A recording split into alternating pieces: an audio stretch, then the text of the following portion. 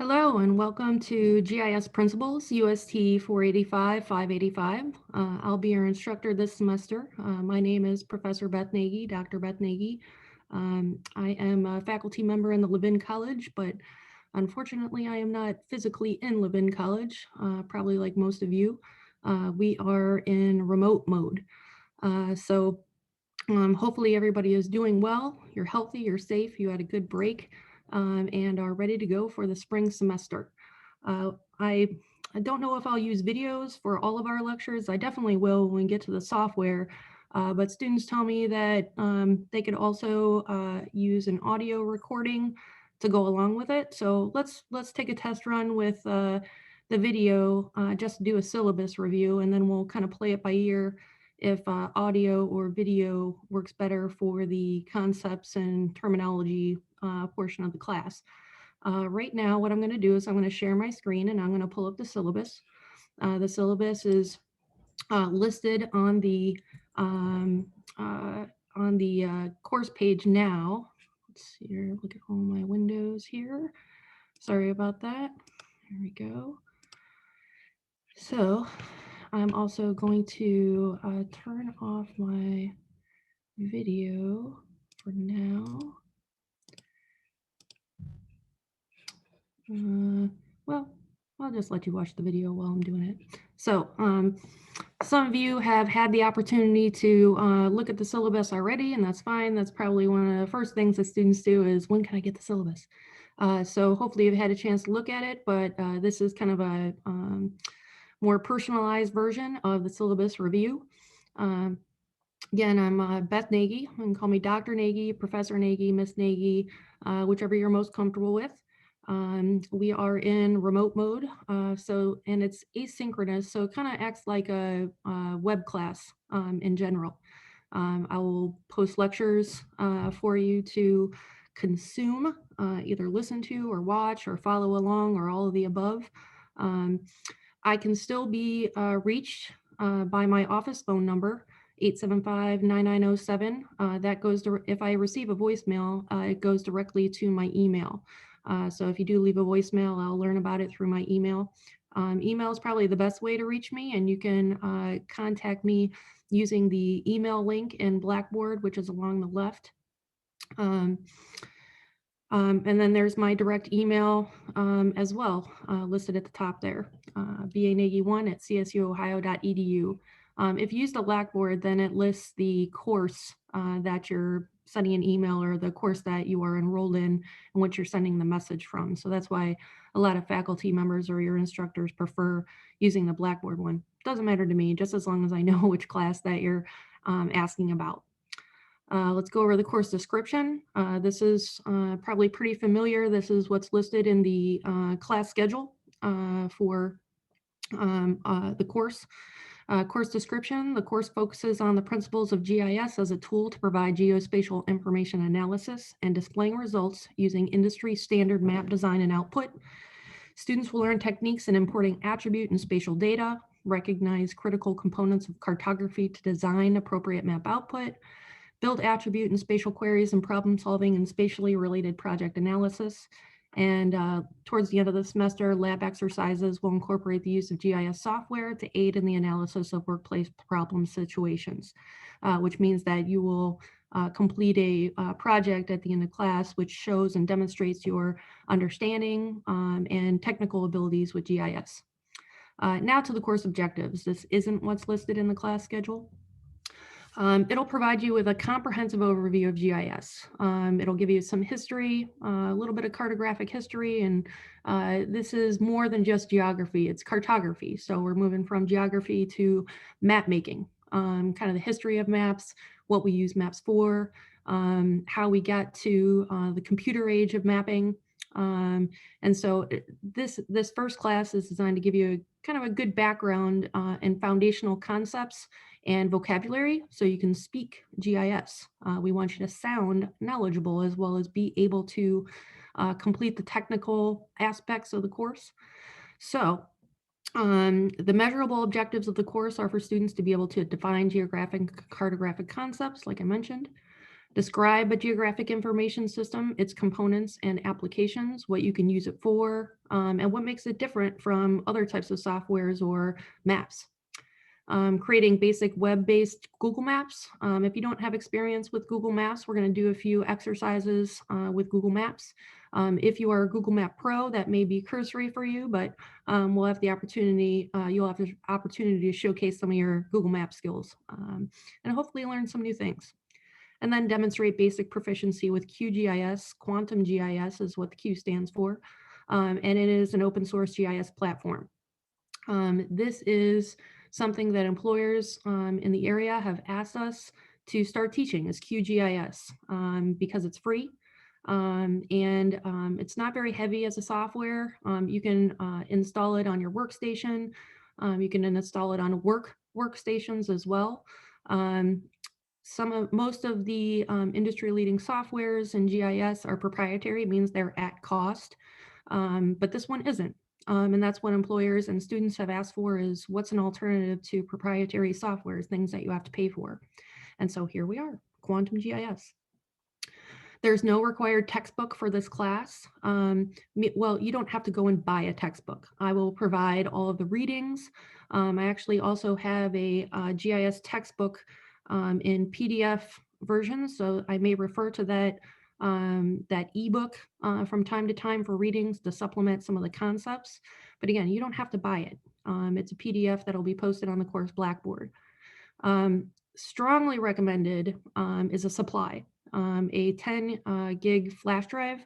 I highly recommend that you have a 10 gig flash drive or portable drive for your GIS work.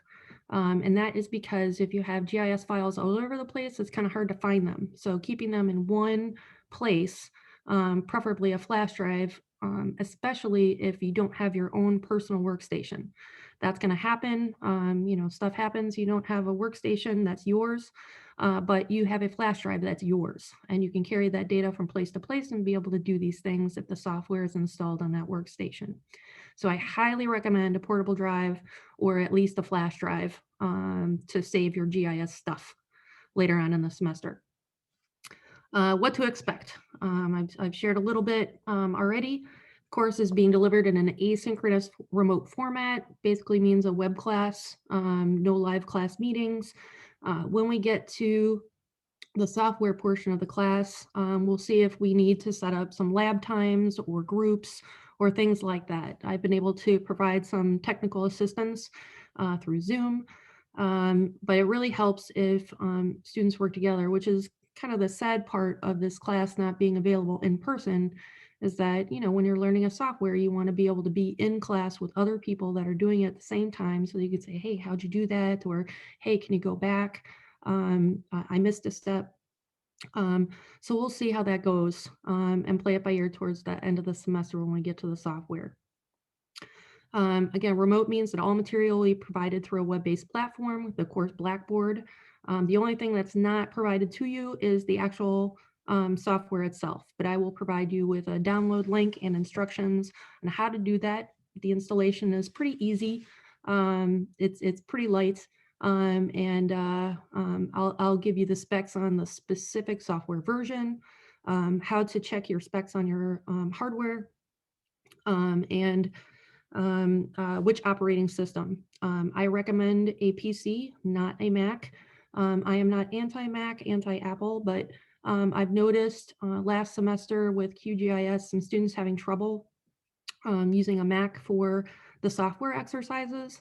And it also caused a little bit of some problems when I would provide some technical assistance, some help, and I wouldn't be able to see some of the same windows that you can see in a Mac operating environment. So not to say you can't complete it with a Mac, it just might look a little bit different and not everything works the same way. And that's the feedback that students gave me last semester that were using Macs. So I recommend a PC, but there is a Mac version to download as well as a tablet in Apple or Droid operating systems. Let's hear. Class lectures will be provided by video or audio weekly. Last semester, some of the videos students told me weren't as helpful and they preferred audio and then following along with a PowerPoint. I have a lot of links inside the PowerPoint, so that makes sense. So, this video, and we may start off with videos and then go to audio to follow along with the PowerPoint so that you can interact with the PowerPoints and do a couple things while you're listening. You can pause the recording, look through some of the links, and go back to the recording when you're ready after you're done browsing the content in the PowerPoints. And I will say, because there are links in the PowerPoint, the way that you access those links is if you play the PowerPoint in presentation mode, you'll see the links are underlined or they're a different color, the text that is linked, and you can just click on that. If you're viewing it in regular PowerPoint file mode, the links aren't automatically active, but you just have to hover over them and right click to open that link. So if you're, I recommend putting it in PowerPoint presentation mode just to make those links easy. But if you're just in the regular slide viewing mode, you can still access them, but you just have to do an extra click. Lecture slides will be on the course Blackboard as well. For videos, Blackboard eLearning has asked us to post videos to the Panopto video section of the course Blackboard. There is a link along the left of the course homepage that says Panopto Video, and that's where we're supposed to upload, faculty are supposed to upload video recordings for space purposes. So again, I don't know if that's required for audio files as well, but if there are any changes, I'll let you know where things are posted and how to find them. And if you have any trouble with it, just let me know and I'll guide you through it. Let's see here. Assignments and lab exercises will be posted on the course homepage. I try to put everything just on the homepage to make it easy to follow. Again, you may have to go to the Panopto video link to view audio or video recordings, and I'll see what eLearning lets us do.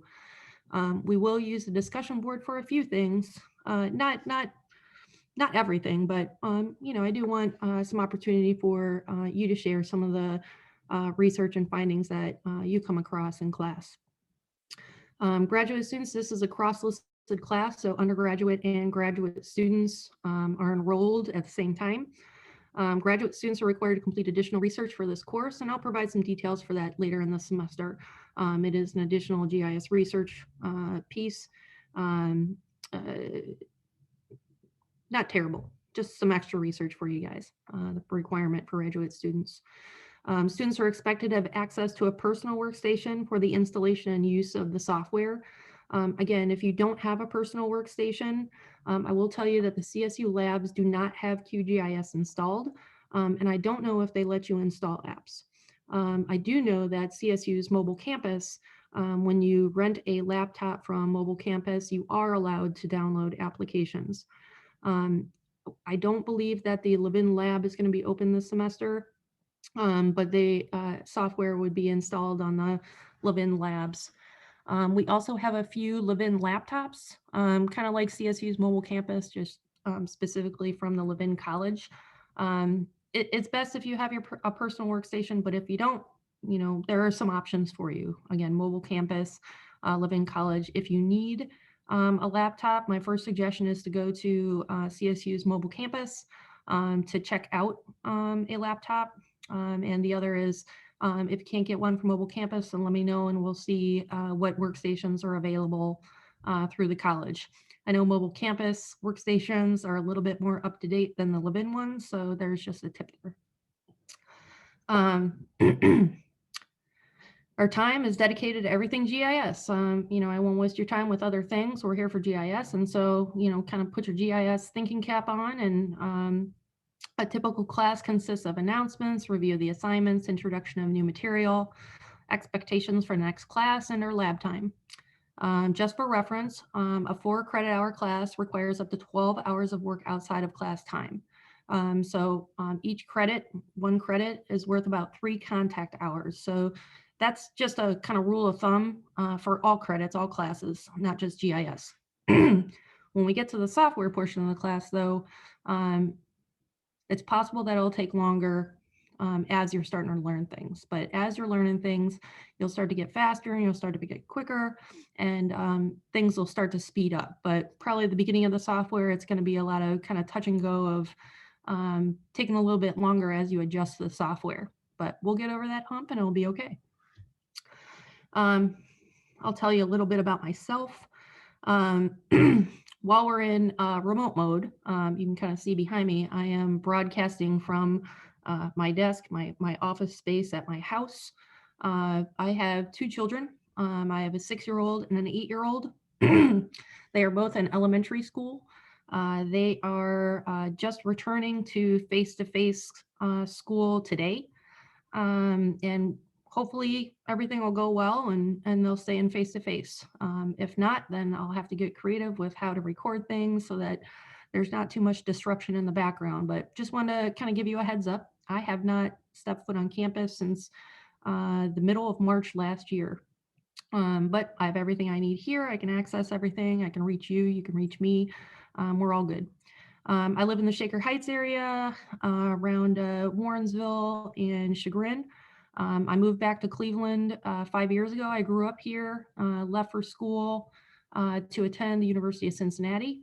I have an undergraduate degree in urban planning and design, graduate degree in community planning and public administration, and then a doctor of education in community engaged learning and kind of active and action related teaching and research. So some people say, why don't you have a PhD? And I say, I don't need a PhD. I have an EDD, which is a doctor of education. I also spent about 20 years in practice, meaning I was a regular office staff person, like many of you aspire to be, working in an office environment. I worked for local government in Cincinnati. I worked for a school district in a facilities and planning department during the renovations and rebuilding of Cincinnati public schools. I worked for Xavier University's Community Building Institute, which is a partnership between the United Way of Greater Cincinnati and Xavier University in Cincinnati. I worked as a community development project manager for a $5 million place-based grant in community development. The last position that I've also done grant writing for nonprofits in my free time.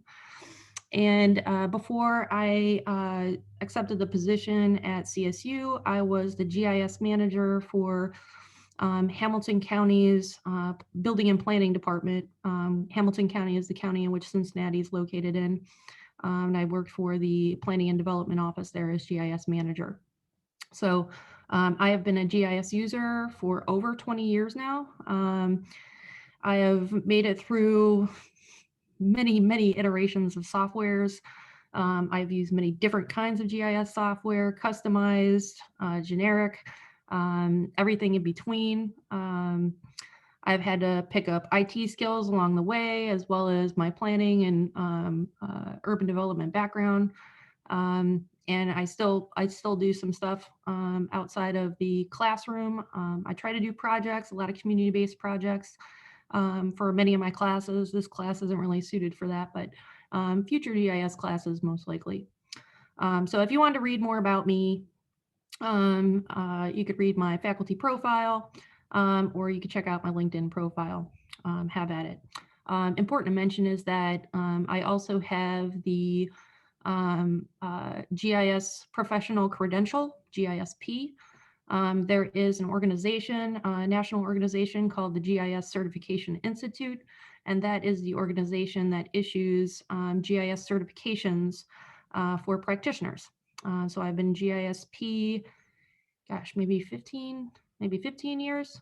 And that's something that many GIS professionals aspire to, is to earn that GISP credential.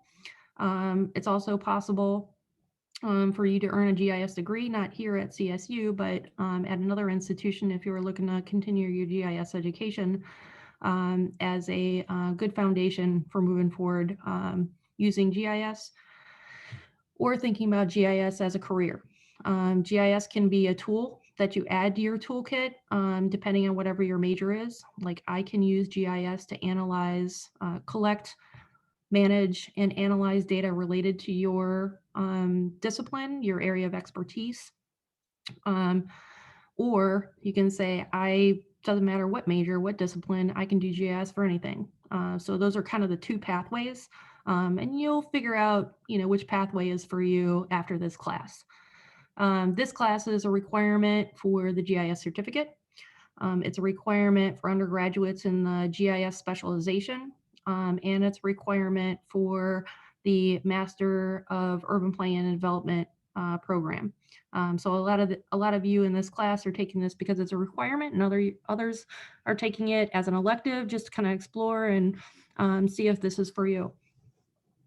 If you have problems with Blackboard, that's going to be a e-learning problem. So I want you to get in touch with CSU technical support if you're having Blackboard troubles. If you're having trouble with assignments or have questions or things like that, that's where you come to me. I'm also going to share that there's going to be a graduate assistant with me this semester helping with grading of assignments. And I'll post his information to the course Blackboard for you as well. Grading criteria, the grade for this class is based on the accumulation of points divided by the total number of points. That means there's no curve. And just to get a sense of the types of things that you'll be doing in this class, we have some introductions, getting to know everybody. 12 topic assignments at 5 points each. So those are assignments that follow a lecture or accompany a reading. There is a midterm for this class, terminology and concepts assessment. I call it assessment instead of a midterm, but it covers all of the lectures from the first half of class before we get to the software. And then following the midterm, which again, there's no spring break has just passed, so there is no spring break in the middle of the semester. We had that last week. So we'll jump right into QGIS right after the midterm. Lot of QGIS exercises. You'll see 20. It may vary. It may be 18 or maybe 21 or something like that. There are lots of modules. So 20 may seem like a lot, but it's really not a lot. It's more of practice with different functions and a project that asks you to use some of the skills that you learn doing the tutorials. So the amount of points that break down for this class are about a fourth for topic assignments, a fourth for terminology and concepts, and then 50% QGIS. So you can see it's kind of broken out fairly easily with the first half of the semester and the second half. Course requirements, listen to the lectures. The lectures are intended to be helpful to review some significant concepts related to GIS and kind of the theory behind how a GIS works. Assignments are both learn more about what we're talking about, but also some critical thinking like, hey, can you respond to these questions that are based on the reading or the activity? There's a QGIS project at the end of the semester, and then the additional graduate research. Again, that's not terribly significant for the graduate students. It's just an extra piece that graduate students have to complete as part of a cross-listed course. How do I grade? Things being on time. I'm a little bit more flexible in remote land for late assignments. Typically, if you tell me you're having trouble, just let me know. Let me know if you're having trouble turning things in on time. That is one of the most significant measures that I have to see that you're doing okay, is turning in your assignments on time, particularly in a remote asynchronous environment. So if I don't see homeworks turn in on time or at all, I get worried. I think, what's going on, and I hope the student's okay, and that they'll get in touch with me to tell me what's going on. So late assignments, I do deduct credit, but again, just I'm a little bit more flexible in remote land for this. But terminology and concepts shouldn't have a lot of late assignments. Software assignments, we may run into some things where I may postpone the due date by a day or something if it's not working correctly. But all in all, it went pretty well last semester. So I'm feeling pretty confident, and you should feel confident too. The accuracy of responses, again, you have to answer the questions correctly to get full credit. I mean, it's not a perfect science, but a lot of them are literally picking information out of the readings to respond to the questions. And then when you get to the GIS software, I do allow revise and resubmit. So if you didn't do something right the first time, I give you some feedback. You have the opportunity to correct it, because I want you to learn the software more than anything. So that is inability to follow technical instructions.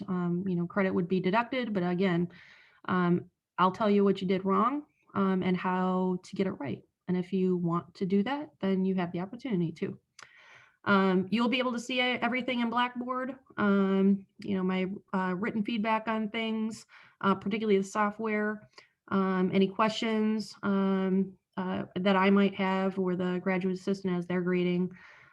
Give us about a week for grading, but you'll notice that because the late policy for the class is 5% deduction per day, it may be you may see that it, because we give you so long to turn in an assignment for credit, that the grading may lag behind a little bit, because we're kind of waiting to make sure that everybody gets their stuff in. But I'm looking at things to make sure that you're doing things on time.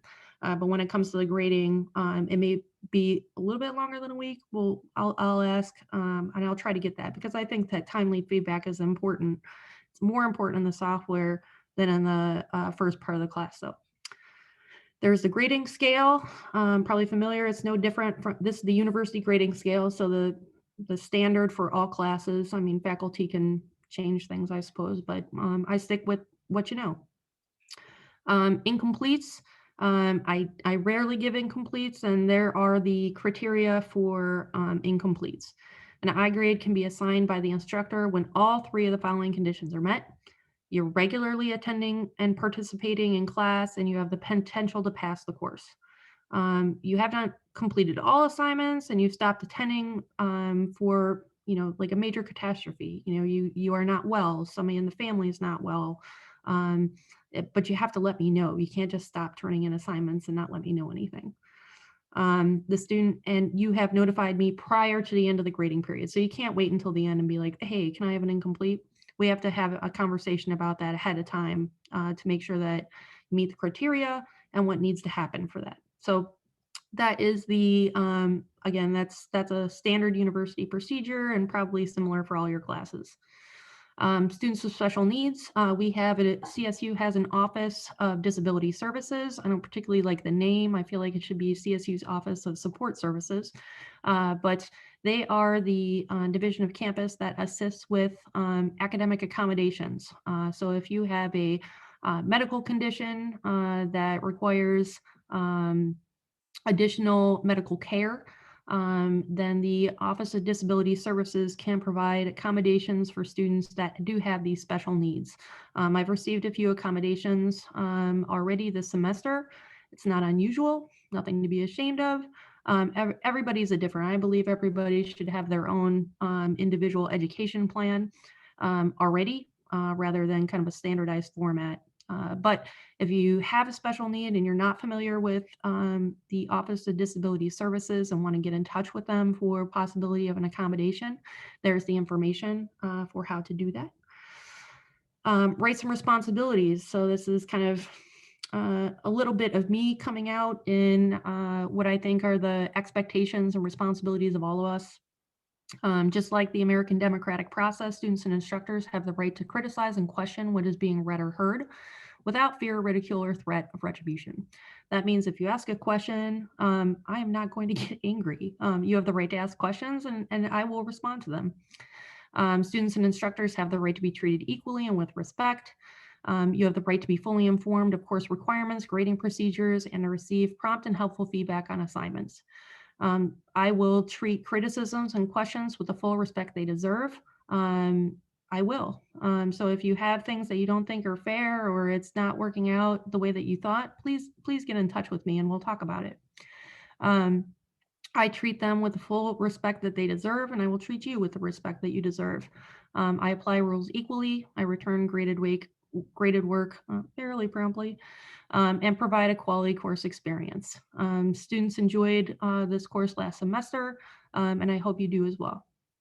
The first responsibility for you guys is to give me, classmates, guests, and communities the same respect you have the right to expect. We're not in an in-person environment, so it may sound like these are kind of moot points, but hopefully you practice these things in your everyday life, regardless of if you're in class or not. I always expect folks to be respectful of each other. Again, we don't really have the opportunity to talk together or be in a classroom setting, so it's disappointing. But again, I just want you to have a good experience. I want you to feel comfortable in this classroom and comfortable with me and each other. I don't tolerate abuse or insults of any individuals or groups, and it's my right and responsibility to inform you when there is a violation of the rights of others to a respectful, focused classroom environment.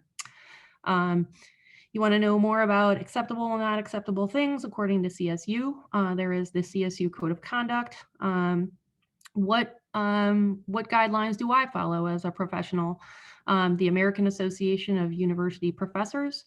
That is one of my ethical guidelines for professional ethics as a teacher. I'm a planner by heart, urban planner, so I follow APA, American Planning Association's Ethical Principles in Planning. Also want to note that I am the faculty advisor for CSU's American Planning Association student organization. So if you're interested in that, please let me know. We also have the GIS Certification Institute, which I mentioned earlier. They have their own GIS code of ethics. And actually we'll look at one of those in an assignment this semester. Now onto the schedule. I'm not gonna spend a whole lot of time on the schedule because it's pretty self-explanatory. These are the topics that we'll cover each week. I don't have the readings or like what the assignment is on the actual paper syllabus. It'll be listed on the course Blackboard. And that's a lot of me freshening things up from semester to semester. I typically don't put everything on my syllabus. I kind of put an overview of due dates, what topics we'll cover, you know, how often. This class was delivered kind of twice a week last semester because we started off with a synchronous time and then moved to asynchronous. So these lectures will probably be delivered the same way, but I'll keep the due dates as kind of once a week, like a web class. So the types of things that we're going to talk about, kind of an intro to GIS in particular, the organization that governs GIS and GIS information, things that you should be familiar with as a GIS student.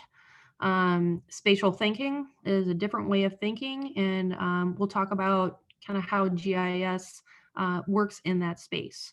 We'll do a history of cartography. Again, you could probably spend a whole class on a history of cartography. We'll do a cursory review of kind of how maps have developed through the ages. Map types and styles, pretty important. You know, how do you read maps? What are maps trying to tell you? Who's authoring them? And the different types and subtypes, important to know. Geographic and cartographic principles and concepts and vocabulary that will help you in speaking proficiently in GIS as well as doing GIS. We'll talk about geospatial technologies. GIS is part of that group, but is not exclusively just geospatial technology. So that's kind of an introduction to all things GIS related. We have geographic data formats, kind of files and formats. So a little bit of IT stuff. We'll do some internet mapping technologies. That's the Google Maps. And we'll use some public GISs that are already prepared to do some work to get a little bit of practice with the interface. There is a policy, GIS policy and applications that I forgot about. That's going to be in this as well. Then you have your midterm, and I give you a week to do that. Clearly it's take home. And then we'll get started with QGIS. And then after that, it's all QGIS assignments, no more kind of concepts and terminology. But I'll give you some anecdotes and videos to supplement your software training. The only holiday that I have listed in here is, oh, I need to add President's Day. President's Day is February 15th. I mean, it's not going to affect our class schedule or anything, but at least I'll put it on there. The only one that might affect our schedule, I think I may give you like a day, an extra day, is if you're celebrating Passover and or Easter. Easter falls on a Sunday, and I kind of have this set up on a Sunday to Sunday schedule for at least the first half. Second half, I might do something different and have the due dates on a different day of the week so that you can get started early and not have to try to do everything over the weekend without help. So I try to stagger those due dates so that you can get started on something early, work on it. If you run into trouble, then there's still time for us to, for me to either set up a kind of a software group to assist or for me to assist. A lot of students do their work on the weekends, not exclusively, but if you run into a problem and you're working on the weekend, then I'm not available to you. So again, I may change the due dates when we get to the software assignments so that I can, is really to help you more than anything. And then takes us to finals week. The final assignment is due on Wednesday, May 4th. I see I made a little duplicate on Wednesday there, but so that's the schedule. Kind of straightforward and hopefully answers a lot of your questions or what you might have questions about.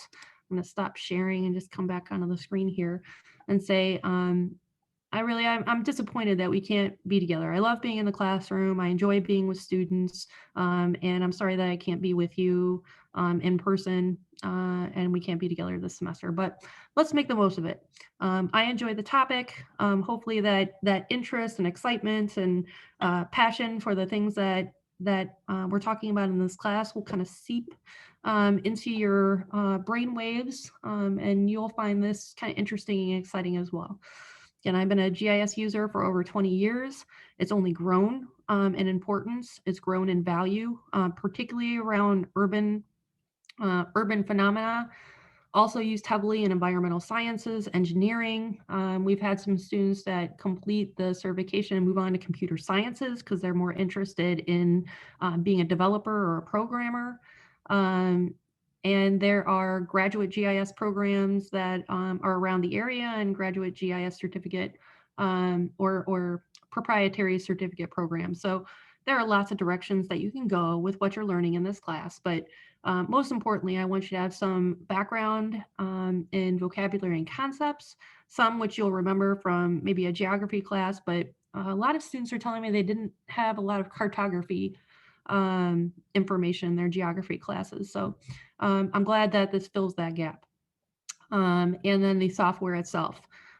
This is the first year that we're offering QGIS as part of the GIS offerings.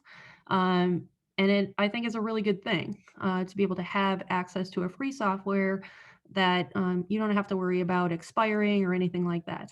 And if you have an employer that doesn't know anything about it, you can bring that for free to them. And you can use it for other classes, anything that you're interested in exploring in a spatial way. So again, I think that you'll find this an interesting class.